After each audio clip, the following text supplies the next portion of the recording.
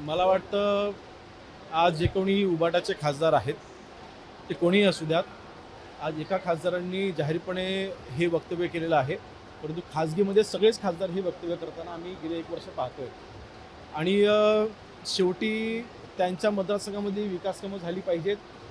त्यांना जे काही गैरसमज पसरवून किंवा एक 2024च्या लोकसभेच्या निवडणुकीमध्ये जे काही एक फुगा तयार करण्यात आला होता, तो मला वाटतं कुठेतरी आता फुटलेला आहे.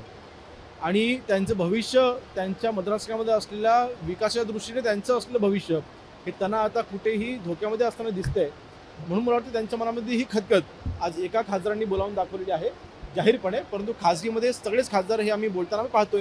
एकनाथ शिंदेच्या पद्धतीनं काम करतात, त्यामुळे बरेच लोक पक्षामध्ये येऊ इच्छितात, शिवसेनेमध्ये याची इच्छा अनेक लोकांची आहे.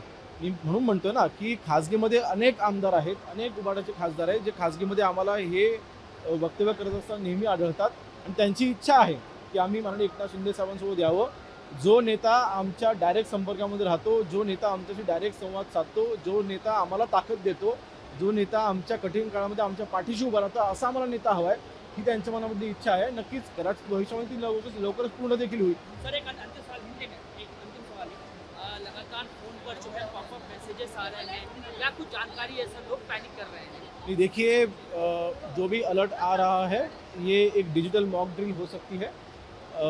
बिल्कुल इसमें पैनिक होने की ज़रूरत नहीं है. आज हमने देखा है कि पब्लिक प्लेसेस में ऐसे मॉक ड्रिल होते हुए हमने देखे हैं पुलिस के माध्यम से, लेकिन ये डिजिटल मॉक ड्रिल शायद थी, तो किसी को भी पैनिक होने की ज़रूरत नहीं है. थँक्यू. काय झालं ना, दिलं ना मागाशी. सर एक मिनिट मराठी झालाय त्यांचा बाई दम दिला. त्याच्यावरच झालाय.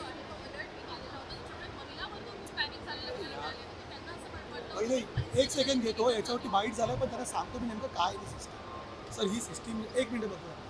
सिस्टीम जे आहे ना, स्वदेशी तंत्रज्ञान आहे, सेल्फ ब्रॉडकास्ट सेवा आहे, त्याचा आज एकंदरीत हे टेस्टिंग होतं.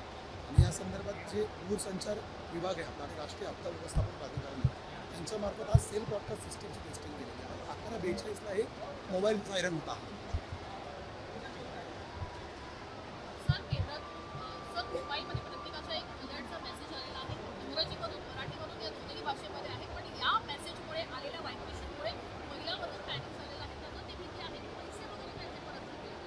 नाही, मला वाटतं कोणीही ह्याच्यामध्ये पॅनिक होण्याची आवश्यकता नाही.